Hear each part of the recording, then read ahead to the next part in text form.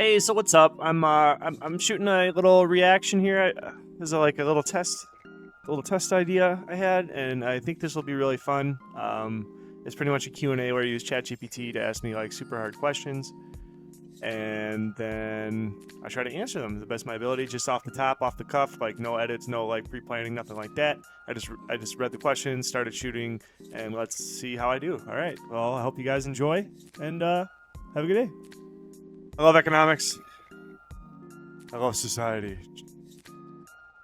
So the question is, considering the rapid advancements in automation and AI, where do I think the future of work will look like in 20 years? How should societies prepare for the potential massive shifts in employment? So where do I think the workforce will be in 20 years? The future of work will look like in 20 years? I think it'll be like... What do I think it'll be like? I think it'll be like a big old video game. So essentially, ChatGPT and like AI stuff I've been seeing essentially right now is that like we do text to text or whatever, or text to image now, or I mean I've been seeing some like snippets of like AI being able to. I mean AI can already see images, read images. So what's to say it couldn't see video eventually, or what's to say that it couldn't interface with a machine, the machine with some sort of sophistication to be able to like use like a photo eye in a factory to be able to see parts and stuff like that. I'm sure there's already like artificial intelligence that can do that. So what do I think the AI will be? Well, I mean, AI, from what I understand using ChatGPT a lot, is it has an ability to like spawn whatever information is willed into it pretty well. I mean, it's trained on billions of parameters and such like that. So in 20 years, essentially, I just believe that like we'll have stuff like, instead of 200 workers working in a factory, we'll have one person controlling an entire factory with their mind and just interfacing with the factory through different neural networks or whatever. Because I mean, like, advancements with like Neuralink, and I'm sure there's other competitors trying to do that. If we can get it to the point where like a machine can read the data of our brainwaves, and then those brainwaves then can be like, essentially, if they're mapped with patterns or whatever, that in a way that AI can understand it, the same way that it can understand like the English language with us putting it into it, then you know, productivity can be limitless. It would be like, you know, it'd be like, you know, I play RuneScape on like 4 different accounts. You know, I have like my main, which I'm like questing on, or then I have 2 or 3 other woodcutters or fishers or something like that. But you could like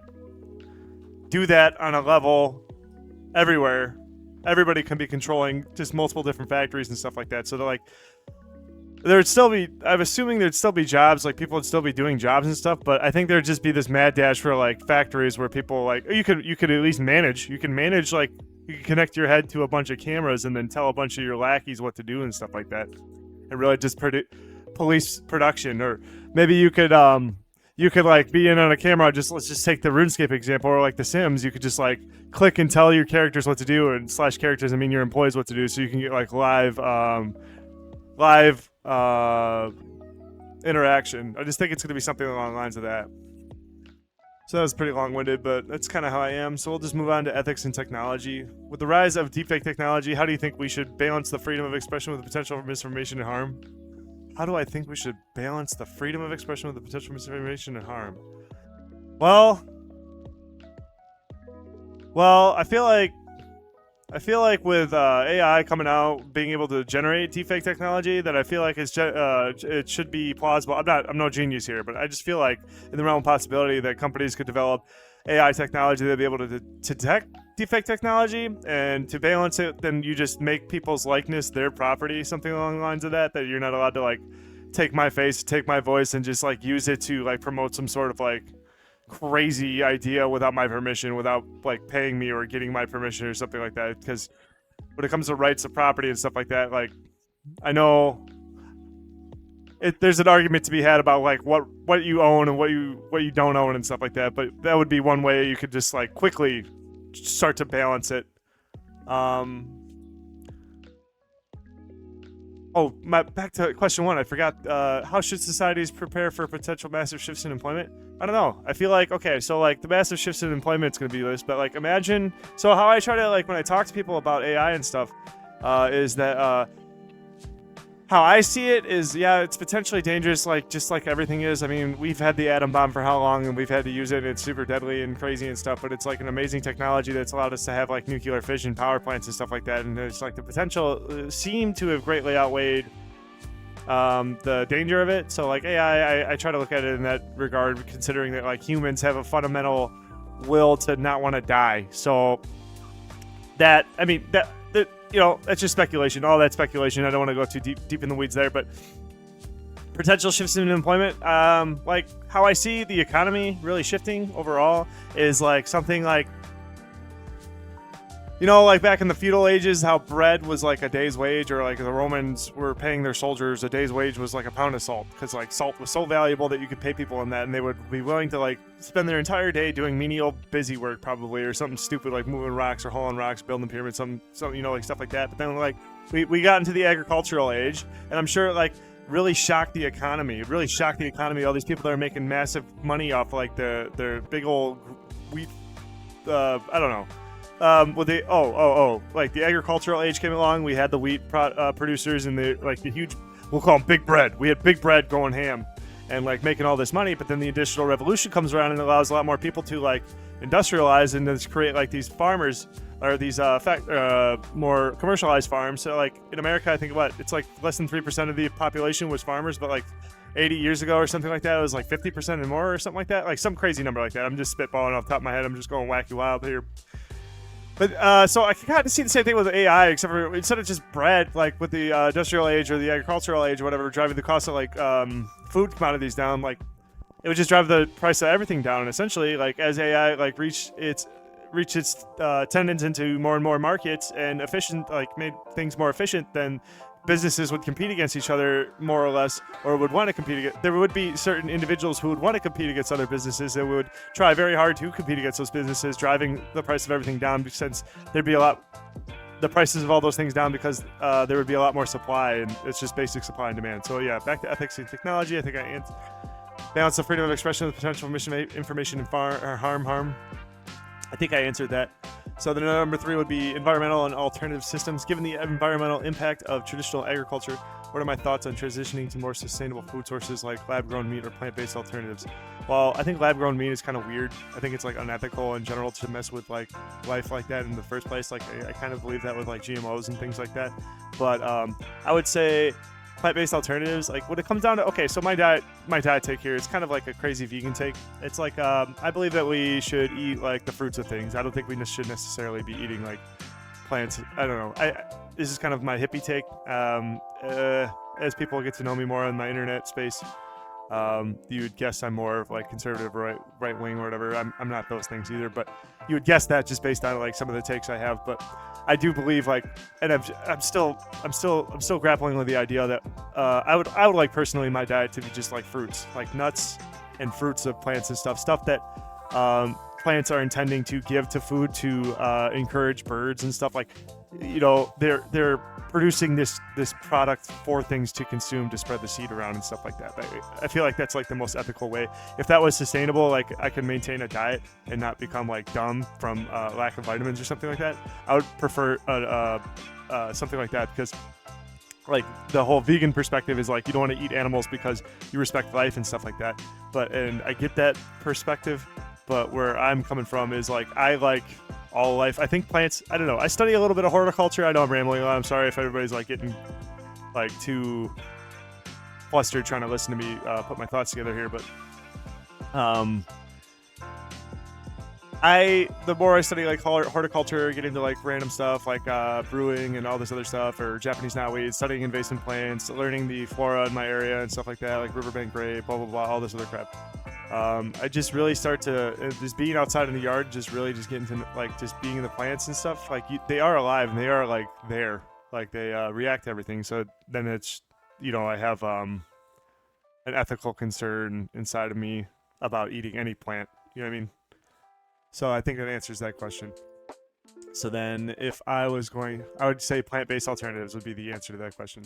So then number 4 is gaming and strategy. In the world of competitive gaming, how do you balance the need for effective strategies, meta, and the desire for innovation and breaking the status quo? Well, I believe that meta is developed through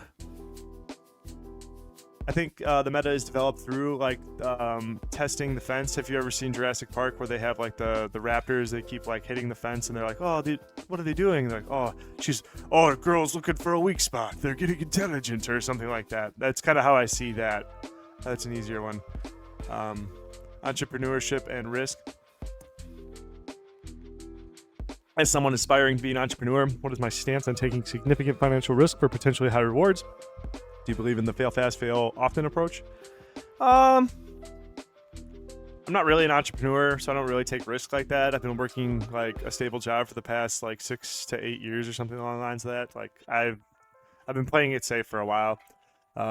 Just like hypothetically, do I believe in fail fast, fail often? Well, if you're just starting off, like say you're 18, I would say this is like good. Or even better, like if you're just like 14 to 16, you're really just trying to learn the ropes of like systems and just trying markets out and just trying to find yourself. Kind of how I'm just trying to find myself on YouTube here. I feel like that's good. Fail fast, fail often. I mean, yeah, that just opens up a whole can of worms. I don't know if I like this. I was planning on this being a quick video, but I feel like it's going to be like a very, very long video because I have a propensity to just keep talking forever. I think that's the right word, propensity. Whatever. I think fail fast, fail often is an okay approach for entrepreneurial. I think you just need to, I don't think, like my core says that you need to just find something that works and then scale it up. So like if I can make $1 selling water and I can figure out how to sell 1 bottle of water for $1 profit margin or something like that, I just need to just make that into a system, a little box, and then just like make the business model and then just like scale that up. So now I just want to sell 10 bottles of water for $10. How do I do that? How do I sell 100? Do I sell a bigger bottle? Like instead of a 20 ounce, do I sell 1 gallon? You know, like things like that. Just take something that works, because if it works on a small scale, you could potentially make it work on a big scale. And I think that's more important than just failing fast and failing often. I don't really, religion in modern society. In an increasingly secular world, how do you see the role of religion evolving? Can faith and science find a harmonious coexistence? Yeah, I think they already do. I think there's just like a lot of contention between groups of people who are just bitter with each other, just lack forgiveness. Just in general, I don't think forgiveness is a religious belief. I just think that people need to chill, just chill. Faith, so I know a lot of people argue about this, but faith, from what I understand, just means confidence. And science is just a system to build confidence. So like science is a faith system too, technically, in that regard. I mean, I'm sure that just like made a lot of people maybe angry or something like that. But if I'm wrong, I'm wrong. But that's just the best way I understand it. So I think they already have a harmonious coexistence. Like faith just means confidence. That's so like if we're talking about faith in like a creator and stuff like that, confidence in a creator, that's really confidence in a creator or confidence in a not like creator not. It just really boils down to like how you perceive the world, I guess. I don't know. Like shy of like God being like, you know, in Revelations, Jesus coming down in the clouds and going, yo, I'm God. And then everybody's like, prove it. So then he like spawns a fire giant or something, or just like spawns some crazy shit, or does some like, not just like future technology, but just does the craziest shit like in today's age where we'd have 1 trillion billion cameras on him.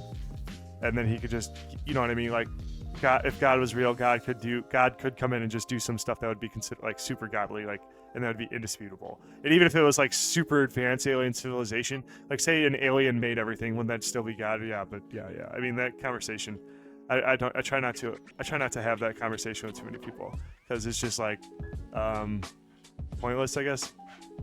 Prepping and practicality.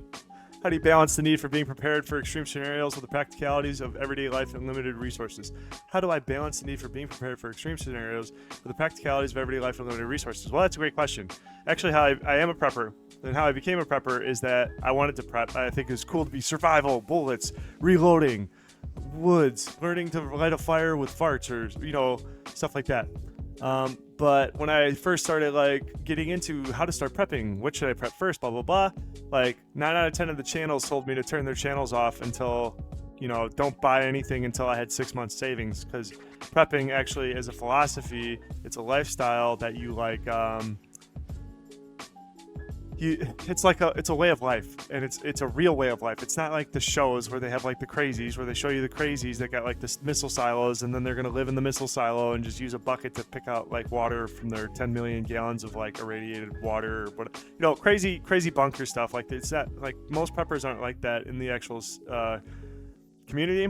Preppers prep for things that actually happen. So like, you just try to draw a pie graph and then like break it down into slices of realism. So like, it's more realistic for you to need, like, the most common thing you'll need is like 6 months of emergency cash, because you might break your leg, you might get fired, you might get laid off, you might be in between jobs, you might get really sick, you might need to stay home and take care of a loved one, you might not have an income for 6 months. So that's like the first thing I did. So that's how you balance it. You just like, you weigh out realistic scenarios that could happen to you in your everyday life, that you weigh out what could happen in your town, then you weigh out what could happen in your county, then you weigh out what could happen in the area in your state, then you weigh out what could happen in your region, what are the natural disasters in the East Coast, the West Coast, on the coast, are you in Tornado Alley, like stuff like that. Then you prep for that, and you just kind of just reasonably just layer on foundationally. I mean, if you've watched anything else I put out, I always say, like, start with super basic stuff and then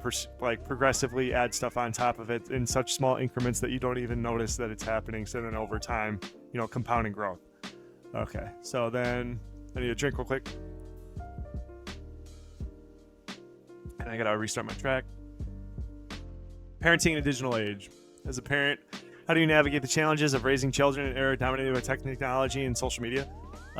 Just kind of be there, just be present, and try to raise them with, just do your best. Strong moral code, pay attention. I feel like in my upbringing, my parents were just kind of distant and just weren't really there, so I just kind of was left to my own devices, and that kind of screwed me up for the first bit of my life. I had to learn stuff the hard way. But my way around, I'm pretty sure I'm just gonna like try to just be there. You know what I mean? And just do the best I can, because we're coming up on it. Like I feel like every generation has probably gone through like change on some level. So like change, and just adapting to change, and just making sure your kids got, like, I feel like, again, it's foundation. You just give them like a strong moral, ethical code and hope for the best. Healthcare and ethics. With genetic editing technology like CRISPR becoming more advanced, what are your thoughts on the ethical implications of gene editing, especially in humans? I don't know. That one's a super tough question. What are my thoughts on ethical implications of gene editing, especially in humans? I don't know. I mean, it's your body, your choice, right? I mean, that's the whole abortion argument. So I think that'll pretty much cover a lot of how we move forward with that type of stuff. Global economics. In the context of global economic instability, how should individual investors and entrepreneurs adapt their strategies to mitigate risk, capitalize on potential opportunities? So in the context of global economic instability, defining that as like something like you can't guarantee tomorrow, like you're not, like the economy is like unpredictable. So then what I would do then as investors and entrepreneurs is I would invest in like security. I would invest in like personal security, like entrepreneurially on a small scale. Like one person would be like just build a home setup, do something like that. Like if you got to use the grid, but establish businesses that operate locally. So like, let's say an entrepreneurial, like a good way to look at that then, like an entrepreneur who is like some sort of degree in engineering or something along the lines, has a knack for generators or something like that, would just be like learning a skill that allows you to produce energy. So like get your license, get your distilling license from the ATF for personal use, so you can make grain alcohol to run generators on, or something along the lines of that. So like if it became so unstable that like we're down to like clans and towns and stuff like that, being able to generate electricity means you're gonna like, you're hedging your bets against that stuff. But like that's like doomsday prepper type stuff. For like economic instability, I think there's like ETFs for like food, and food like through the Great Depression still was profitable like 3-4% a year or something like that.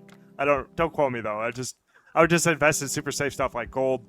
Bitcoin seems to have been holding pretty good. Everybody says that it's dead, but this last run it fell, it crashed to like 14K, but now it's already back up to 30. So I mean, like, it's still hovering above the last all-time high in the last bull run that we had with Bitcoin. So I mean, like, there's a lot of different investment opportunities. You could buy like what are they called? Securities, like 3-month securities and 30-day securities and stuff like that. I think the interest rates on those are still super high if you want to just like beat inflation and just they're higher than they've ever been for a while because I guess the government needs cash, something like that. But yeah, so I mean, like that's a really open-ended question too. Yeah, okay. These questions cover a range of topics which provide ample ground for deep and engaging discussions, which they did, and I thank you, and I hope this was fun for people or engaging enough, interesting enough to get you to stay, I guess, or whatever. It was fun for me, so hope you enjoyed. Have a nice day. Subscribe or don't, and I'll catch you later.